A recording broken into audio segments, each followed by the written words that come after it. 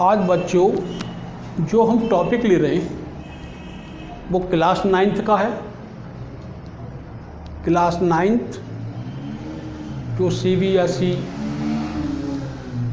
ICSE और AP board में, तीनों बोर्ड में काम करेगा। तो हमारा चैप्टर है साउंड। हमारा चैप्टर है साउंड। ये क्लास 9 का चैप्टर है, दैट इज द साउंड। सबसे पहले हम ये समझेंगे कि साउंड क्या है। सबसे पहले हम क्या समझेंगे कि साउंड जो है वो क्या है। देखिएगा, बोर्ड में पहला क्वेश्चन तो यही पूछते हैं कि क्या साउंड एनर्जी है और किस प्रकार की वेव है। मोस्ट इंपॉर्टेंट क्वेश्चन है। तो अभी हम जो बात करेंगे, जो वेव्स की करेंगे, मतलब किस प्रकार की तरंग है। वेव्स को हिंदी में कहते हैं तरंग। तो साउंड जो हम सुनते हैं, पहले उसकी डेफिनेशन, उसकी क्या परिभाषा है, क्या डेफिनेशन है, वो समझते हैं। सबसे पहले हम समझते हैं तो साइंस जो है हमारे सुनने का सेंसेशन है। क्या है ये? हमारे सुनने का सेंसेशन। तो पहले हम डेफिनेशन लिखते हैं, साउंड ये क्या है? इट इज सेंसेशन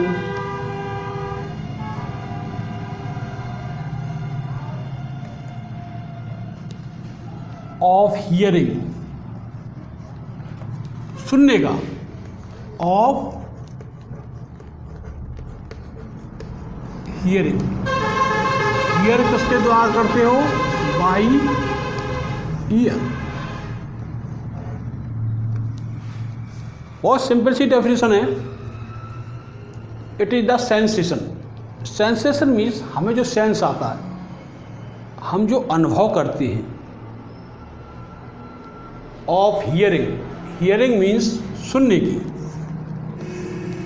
तो कहने का मतलब जो सुनने का हमारे ईयर के द्वारा, हमारे कान द्वारा जो सुनने की प्रक्रिया है, जो सुनने का सेंसेशन है, उसे ही हम कहते हैं साउंड। इसी साउंड के संबंध में अब हम पढ़ेंगे। अभी हम बता चुके साउंड कैसे चलती है। अगर कहीं घंटी बज रही है तो साउंड हमारे पास पहुंच रही है। तबला बज रहा है तो साउंड पहुंच रही है। कहीं पे अगर माइक बोल रहा है तो पहुंच रही है। मोटरसाइकिल का हॉर्न बज रहा है तो पहुंच रही है। तो ये पहुंचती कैसे है? तो सबसे पहले हम ये देखेंगे कि जो साउंड है वो एक वेव है। क्या है? वेव। तो एक क्वेश्चन बहुत पूछते हैं, किस प्रकार की वेव है? तो हम लिख देंगे कि साउंड एक मैकेनिकल वेव है। कैसी वेव है? Mechanical wave. Sound is the mechanical wave.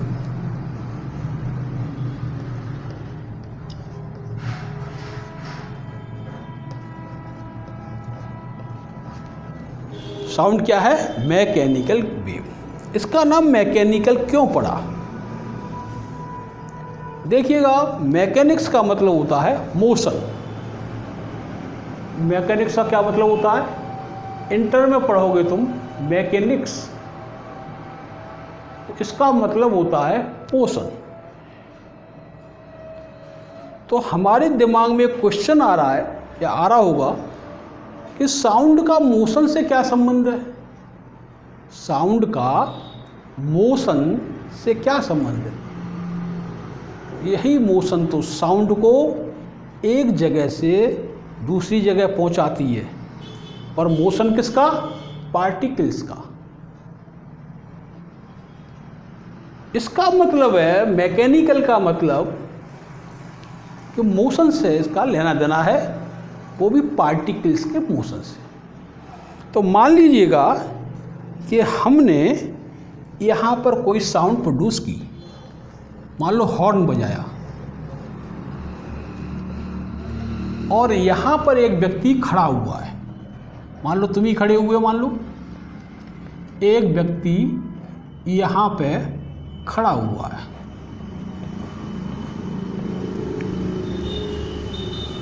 तो यहाँ से जब ये साउंड चलेगी, क्या कहेंगे, ये साउंड चलेगी, तो साउंड नहीं चलती, यह साउंड नहीं चलती, बल्कि ये साउंड एनर्जी देती है।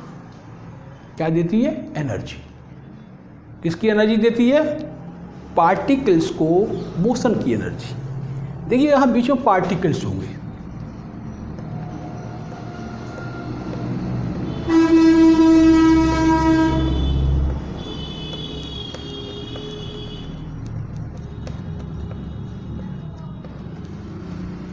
ये एयर के पार्टिकल्स हैं, क्योंकि हमारे पूरे में एटमॉस्फेयर में एयर फैली हुई है। तो पार्टिकल्स किसके हैं? एयर के। और इसी के एयर के पार्टिकल्स क्या करेगी, जब हम बोलेंगे या जब हॉर्न बोलेगा, इसमें एनर्जी आ जाएगी। ये पुश करेगी इसको, ये पुश करेगी इसको, ये पुश करेगी इसको, ये पुश करेगी इसको, ये पुश करेगी इसको, और ये पुश करेगी इसको, और ये हमारे कान तक पहुंच जाएगी। कान में एक ईयर ड्रम होता है, एक क्या होता है, ये कान है हमारा, इसमें एक ईयर ड्रम होता है, एक मेम्ब्रेन होती है, मतलब एक झिल्ली होती है, वो वाइब्रेट करने लगती है। किसकी? कान की। कान के अंदर एक मेम्ब्रेन होता है, वो वाइब्रेट करने लगता है और हमें सेंसेशन हो जाता है। जो चीज़ हम पढ़े लिखे होते हैं, हिंदी हम पढ़े लिखे हैं, तो वो वाइब्रेशन जो होते हैं वो उन वर्ड्स का ज्ञान, उन अक्षरों का ज्ञान करा देते हैं, तो हम समझ जाते हैं। इसका मतलब तो ये हुआ कि ये जो साउंड पहुंच रही है, इसके लिए मीडियम, मीडियम किसे कहते हैं? ये जो बीच में पार्टिकल्स हैं, यही कहलाता है मीडियम।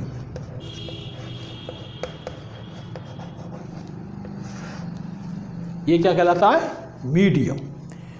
तो ये जो पार्टिकल्स हैं, ये छोटे छोटे से जो पार्टिकल्स हैं, जिनसे होके साउंड प्रोपेगेट करती है, मतलब चलती है, उसे हम कहते हैं मीडियम।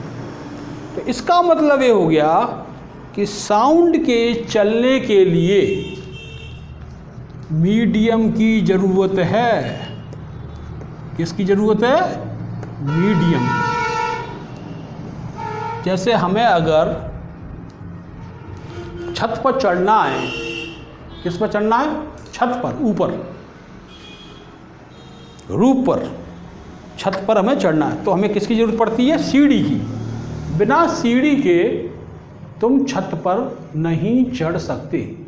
तो इसीलिए इसे जो ज़रूरत पड़ती है वो पड़ती है मीडियम की। तो ध्यान कर लिए, पहला point, sound wave is mechanical wave. दूसरा पॉइंट, इट ट्रेवल्स, या हम कहते हैं प्रोपेगेट। प्रोपेगेट माने चलना, ट्रेवल, ट्रेवल को ही कहते हैं। तो इट्स प्रोपेगेट एक अच्छा शब्द है, प्रोपेगेट। वैसे अगर तुम इट्स ट्रेवल कह दोगे, दैट्स राइट, बट जो एनसीईआरटी के न्यू वर्ड्स हैं उनको लिखने की प्रैक्टिस में लाओ, जिससे कि इंग्लिश में भी इम्प्रूवमेंट हो, अच्छी इंग्लिश लिख सको। तो यह जो प्रोपेगेट कर रही है, ये क्या कर रही है भाई, ये एनर्जी कर रही है प्रोपेगेट, पार्टिकल्स नहीं कर रही। पार्टिकल्स क्या करते हैं, ये इससे टकराएगा और फिर वापस अपनी इस पोजीशन में आ जाएगा। मीन्स इस पार्टिकल्स की मोशन ऐसा होगा, ये यहाँ पहुँचेगा और इस दूसरा पार्टिकल इसको धक्का देगा और वापस से पार्टिकल, जैसे यहाँ पे ये पार्टिकल है तो ये पार्टिकल यहाँ इसको धक्का देगा और वापस ये पार्टिकल अपनी जगह पे आ जाएगा। तो इसने दी क्या, इसने एनर्जी को ट्रांसफ़र किया, पुश किया, इसने पुश किया अगले वाले को, अगले वाले ने पुश किया अगले वालों ने। तो हम थर्ड चीज़ ये जानेंगे, पहली ये मैकेनिकल वेव है, सेकंड नंबर पे मीडियम आवश्यक, और तीसरे नंबर पे जो मॉलिक्यूल्स है वो ट्रांसफ़र नहीं होती। ट्रांसफ़र का मतलब यहाँ से यहाँ मॉलिक्यूल्स नहीं पहुँचेगा, बल्कि मॉलिक्यूल्स वाइब्रेट करती हैं। वाइब्रेट मीन, ये मीन पोजीशन में मॉलिक्यूल रखा हुआ है, मान लो ये मीन पोजीशन ऑफ मॉलिक्यूल्स है, तो अपनी ये मीन पोजीशन कहते हैं जहाँ रखा हुआ है। वाइब्रेट का मतलब इधर उधर मोशन करता है। तो जो वाइब्रेशन करता है उससे इसको पुश करता है और इससे जो ट्रांसफ़र होती है वो होती है एनर्जी। तो हमारे एग्ज़ाम के लिए कई क्वेश्चंस बन गए। पहले साउंड वेव क्या है, it is the sensation of hearing. Second question बन गया ये किस प्रकार की वेव है, तो हमारा बन गया मैकेनिकल वेव। और थर्ड वाला क्या इसमें मीडियम की आवश्यकता होती है, यस। जब मीडियम की बात कर रहे हैं तो मान लीजिएगा ये वाटर है, मान लीजिएगा ये वाटर है, मान लीजिए, सपोज कीजिए, क्या वाटर में साउंड चलती है, बिल्कुल चलती है, पानी में साउंड चलती है। लेकिन ये ध्यान रखना कि एयर में साउंड की स्पीड ज़्यादा होती है और वाटर में कम होती है। मान लो हमारा वाटर है, इसमें भी साउंड चलेगी। मीडियम क्या है, मीडियम है हमारा वाटर। मीडियम क्या है, यहाँ मीडियम वाटर है। एटमॉस्फेयर में मीडियम जो है वो क्या था, वो एयर था। एयर में तो जानते हो सभी गैसें रहती हैं, पार्टिकल्स उसमें भी हैं और पार्टिकल्स वाटर में भी हैं। क्या ये, तो इसका मतलब ये हुआ कि ये जो साउंड है वो काय में कर रही है, एयर क्या है, गैस, तो ये गैस में भी चल रही है। प्रोपोगेट किस में हो रही है, ये प्रोपोगेट माने चलना, प्रोपोगेट माने चलना। तो प्रोपोगेट किस में हो रही है, गैस में हो रही है। एयर की हम बात कर ही चुके, वाटर की भी बात चेक कर चुके, पानी में भी चल रही है। अगर हम पानी में अंदर अगर रहें तो वहाँ पे हमें साउंड सुनाई देगी। इसका मतलब कि ये पानी में भी चल रही है, वाटर। अब बात आई सॉलिड की, इसका मतलब गैस में भी हो गई और वाटर में भी हो गई। अब तीसरी बात करते हैं, तो वाटर क्या होगा भाई, वाटर ना लिख के ऑयल हो मान लो, क्या ऑयल में चलेगी, बिल्कुल लिक्विड है, तो हम लिख देंगे लिक्विड।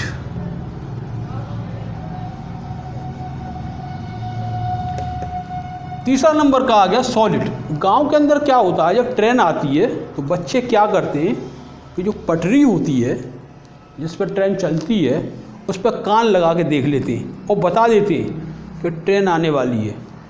कैसे बता देते हैं भाई, इसका मतलब ये है कि जो आयरन की पटरी है, जो लोहे की ट्रेन की पटरी बनी हुई है, उसमें जो साउंड है वो आ रही है, मतलब उससे होकर साउंड जो है वो क्या कर रही है, प्रोपेगेट कर रही है। इस प्रकार से हम कह सकते हैं कि जो साउंड है वो सॉलिड में भी चलती है, लिक्विड में भी चलती है और तुम्हारी गैस में भी चलती है। एक पॉइंट, जो रेल की पटरी है वो कैसी है, सॉलिड, वाटर में भी चल रही है, ये क्या है, लिक्विड, एटमॉस्फेरिक एयर में भी चल रही है। इसका मतलब वहाँ पे मीडियम, यहाँ पे एटमॉस्फेयर में एयर है, वाटर में मीडियम कहलाएगा वाटर, लिक्विड पानी में, और पटरी में मीडियम कहलाएगा सॉल्ट। देखिए अब मून पर, चंद्रमा पर एक क्वेश्चन आ जाता है, चंद्रमा पर क्या साउंड चलती है? मून पर साउंड नहीं चलती। मतलब हम अगर बोलेंगे तो हमारे होठ, तो हमारे जो लिप्स हैं, हमारे जो होठ हैं वो तो चलते हुए प्रतीत होंगे, हमारे जो होठ हैं ये चलते हुए प्रतीत होंगे इस प्रकार से, पर आवाज़ दूसरे व्यक्ति के कान तक नहीं पहुंचेगी। मान लीजिए तुम बोल रहे हो तो दूसरा व्यक्ति जो बगल में खड़ा है उसे कोई आवाज़ नहीं सुनाई देगी। तो ऐसा क्यों हुआ? हम मान लो मून पे हैं, ये हमारा मान लो मून है और इसके सरफेस पे खड़े हुए, तो यहाँ पर किसी प्रकार का मीडियम नहीं होता, और जब मीडियम नहीं होता उसे कहते हैं वैक्यूम।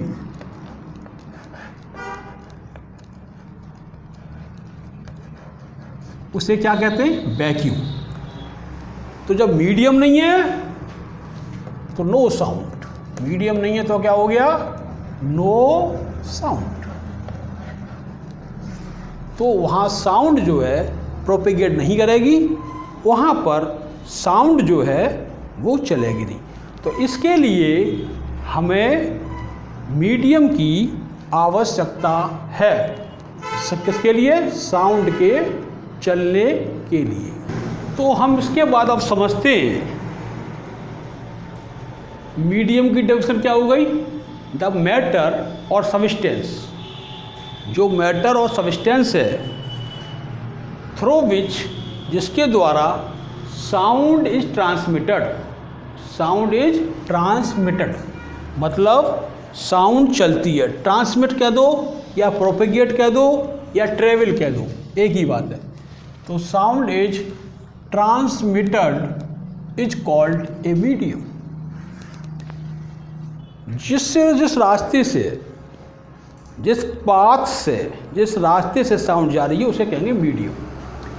देखिए हम समझ लेते हैं कि जब ये वेव चलती है, मैकेनिकल वेव, तो कैसा बिहेवियर करती है। जब मैकेनिकल वेव चलती है तो कैसा बिहेवियर करती है, तो हम समझते हैं। देखो लाइक ए स्प्रिंग, हमने स्प्रिंग देखा होगा। स्प्रिंग को जब खींचते हैं, ऐसे स्प्रिंग को हमने खींचा तो हम क्या देखते हैं कि जो यहाँ पर जो भाग है ये नज़दीक रह जाता है और ये काफ़ी दूर दूर हो जाता है, फिर ये नज़दीक नज़दीक हो जाता है। मीन्स कहीं पर घना और कहीं पे विरल, कहीं पे दूर दूर हो जाता है। तो जब ये दूर दूर हो जाता है तो जहाँ पर ये पास पास होता है, देखिए कितना पास पास है, इसको कहते हैं कंप्रेशन। और जहाँ पर ये दूर दूर हो जाता है उसको कहते हैं रेयरफैक्शन। फिर यही होगा, ये स्प्रिंग का भाग पास पास हो जाएगा, कंप्रेक्शन, और फिर ये दूर दूर हो जाएगा तो रेयरफैक्शन। तो हमारा एक यहाँ से एक नई चीज़ मिली कि जो मैकेनिकल वेव है वो क्या प्रोड्यूस करती है? मैकेनिकल वेव प्रोड्यूस, ये नोट कर लीजिएगा, पेन निकाल लो, अगर याद है तो समझो और याद नहीं है क्योंकि क्वेश्चन इसी में से पूछे जाएंगे। मैकेनिकल वेव प्रोड्यूस कंप्रेशन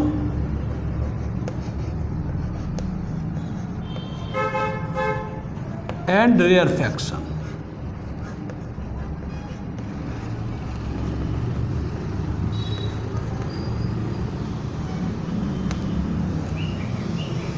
फिर समझो स्प्रिंग का जो पार्ट घना है, जो डेंस है, वो कहलाएगा कंप्रेसर, और जो स्प्रिंग का पार्ट दूर होगा तो ये कहलाएगा रेयर फ्रैक्शन। तो मान लीजिएगा अगर हम यहाँ से बोल रहे हैं, वी स्पीक, हम बोल रहे हैं,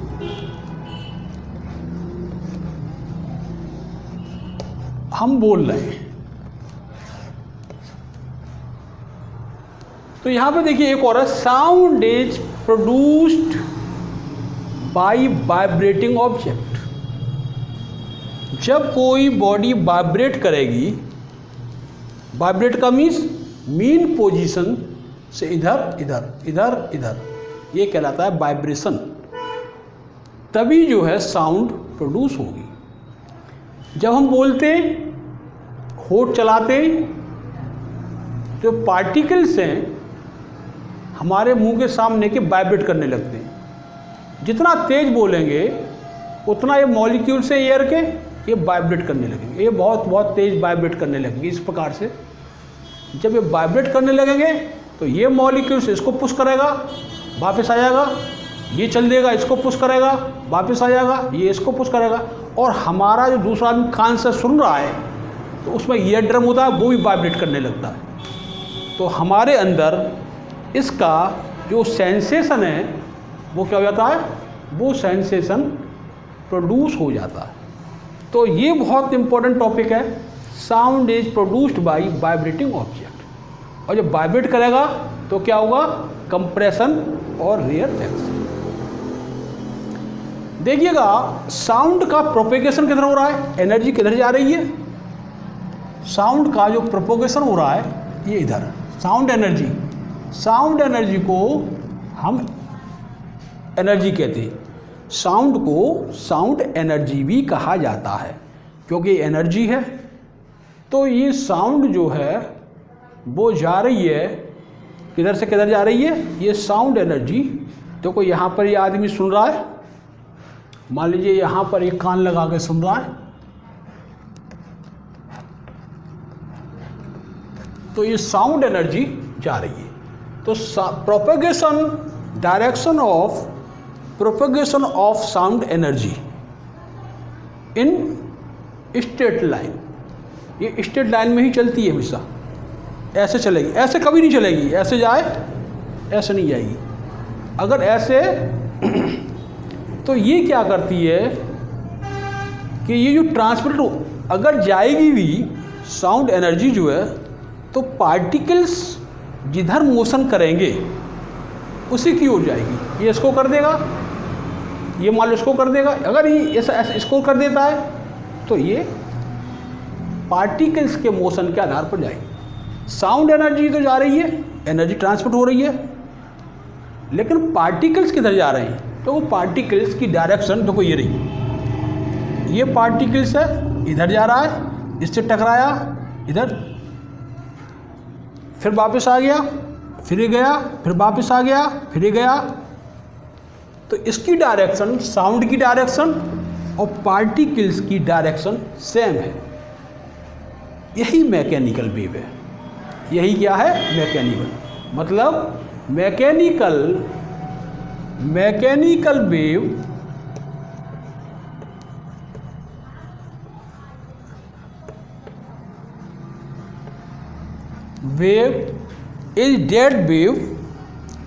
is that wave mechanical wave is that wave in which, जिसमें mechanical wave is that wave in which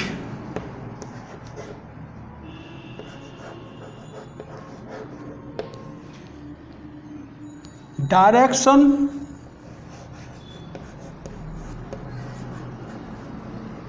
of particles, ये किसके particles, of medium, direction of particles of medium is along propagation of wave।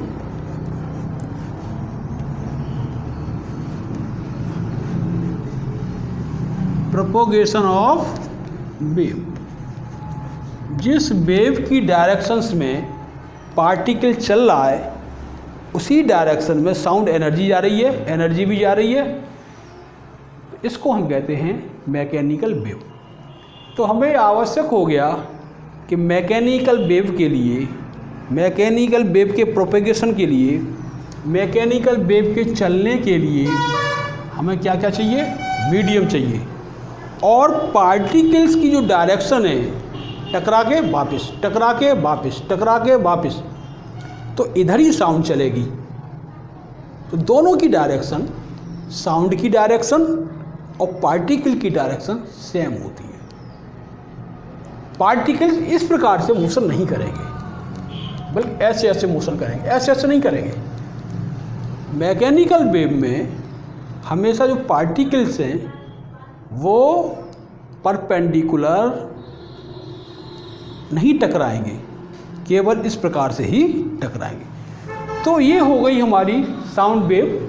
अब हम आगे बढ़ते हैं कि sound wave में तो हम समझ चुके कि ये साउंड किस प्रकार से चलती है, किस प्रकार से प्रोपेगेट करती है। देखिएगा, दूसरा ये है, ये हमारा मान लो कोई चिमटा है। क्या है? चिमटा। मान लो घर का चिमटा, या जो कव्वाली में बजाते, ये जब चिमटा, फॉर्क जिसे कहते हैं, इसको जब ये जब इधर जाएगा, क्योंकि उसमें चिमटे में ऐसा मोशन होगा, तो जब ये इधर जाएगा, किस साइड में जाएगा? इधर। और ये भी इधर जाएगा भाई, इस प्रकार से देखो, ऐसे ऐसे करेगा, ऐसे करेगा। जब ये इस प्रकार से जाएगा तो बनेगा कंप्रेशन, जिसे हम सी से लिखेंगे। देखो ये पास पास मॉलिक्यूल्स आ गए सब, ये वाला पोर्शन, ये क्या बनेगा? हमारा कंप्रेशन। और जब ये जो फॉर्क है, चिमटा है, ऐसे होगा भाई, जब हम उसे बजाएंगे तो ऐसे होगा, ऐसे होगा, ऐसे होगा, ऐसे होगा। तो जब वो इस प्रकार से होगा तो क्या होगा? तो होगा रेयरफैक्शन। तो जब ये मैकेनिकल वेव चलेगी तो पहले कंप्रेशन बनता है, फिर रेयरफैक्शन, फिर कंप्रेशन, फिर रेयरफैक्शन, और ऐसे करते करते ये हमारे कान तक पहुंच जाता है। तो अगला क्वेश्चन बनता है कि जब साउंड वेव चलती है, जब साउंड वेव प्रोपेगेट करती है तो फर्स्ट क्या होता है? तो हमारा आंसर होगा कि फर्स्ट में हमारा होगा कंप्रेशन, फिर रेयरफैक्शन। यहाँ पे मॉलिक्यूल्स पास पास हैं, और जब मॉलिक्यूल्स पास पास होते हैं तो उसका मास ज़्यादा होता है, मीन्स उसकी डेंसिटी ज़्यादा होती है। तो यहाँ पर कंप्रेशन में हमेशा मॉलिक्यूल्स की डेंसिटी ज़्यादा होगी। मॉलिक्यूल की डेंसिटी कंप्रेशन में क्या होगी? ये हमेशा ज़्यादा होगी। और रेयरफैक्शन में मॉलिक्यूलर डेंसिटी, जो मॉलिक्यूल्स हैं वो दूर दूर होंगे, तो यहाँ पर डेंसिटी कम होगी। ये क्वेश्चन भी बोर्ड एग्जाम में पूछ लेते कि कंप्रेशंस में मॉलिक्यूल की जो डेंसिटी है वो ज़्यादा होती है कि कम? तो तुम्हें आंसर देना पड़ेगा कि कंप्रेशन में मॉलिक्यूल की डेंसिटी हमेशा ज़्यादा होती है, और रेयरफैक्शन में जो मॉलिक्यूल्स की डेंसिटी है वो हमेशा कम होती है। अगला क्वेश्चन आप पूछ सकते हैं प्रेशर। देखिएगा, जब यहाँ पर ये सीधा सा चिमटा, फॉर्क इस प्रकार से हुआ, कैसे हुआ? ऐसे हुआ, तो यहाँ पर कंप्रेशन बना। तो यहाँ पूछेंगे प्रेशर, जो कंप्रेशन होता है उस पर प्रेशर कैसा होता है? मोर। तो हम लिख देंगे प्रेशर भी यहाँ पे मोर होगा और डेंसिटी भी मोर होगी, किसमें? सी पे, कंप्रेशन में। ऐसे याद कर लो, पीडी, प्रेशर भी मोर होगा और डेंसिटी भी पार्टिकल्स की मोर होगी कंप्रेशन पे, और रेयरफैक्शन मोल्टा होगा, पार्टिकल दूर दूर है, तो इस पर डेंसिटी भी कमज़ोर होगी, कम होगी, और प्रेशर भी रेयरफैक्शन पे क्या होगा, कम होगा। किस पे? रेयरफैक्शन पे। तो हमने लिखा है, देखो, more density gives more volume pressure variation and density variation is seen in propagation of wave. ये जो वेरिएशन हो रहा है, जो बदलाव हो रहा है, ये देखा जाता है मैकेनिकल वेव में और साउंड वेव में। क्या करेगा? प्रेशर वेरिएशन, प्रेशर बदलता है, ज़्यादा कम, ज़्यादा कम। और सेकंड नंबर पर क्या बदलता है? डेंसिटी, ज़्यादा कम, ज़्यादा कम। तो वही लिखा है, मोर डेंसिटिव, जो मोर डेंसिटिव होता है, जो डेंसिटी ज़्यादा होती है, गिव्स मोर वॉल्यूम प्रेशर, उसका प्रेशर बहुत ज़्यादा होता है, और जो डेंसिटी कम होती है उसका प्रेशर हमारा कम होता है। Thank you. अगला वीडियो, नेक्स्ट वीडियो में आगे चलाएंगे। कोर्स जो आगे होगा क्लास 9th का साउंड का ही बनाएंगे, और नेक्स्ट वीडियो में कैरेक्टरिस्टिक ऑफ वेव ये लेंगे। Thank you.